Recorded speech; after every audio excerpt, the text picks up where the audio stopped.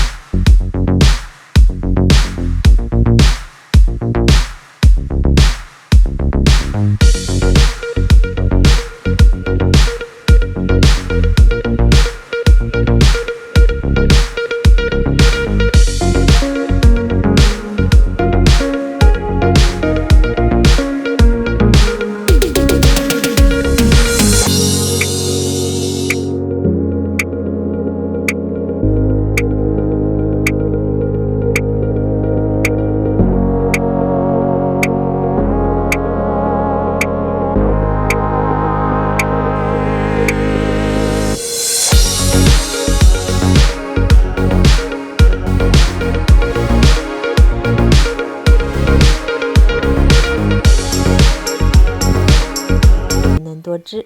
做这个包子，我们在馅中一定要放点高汤，不然荠菜的口感呢有点发干。有时间你也试试吧。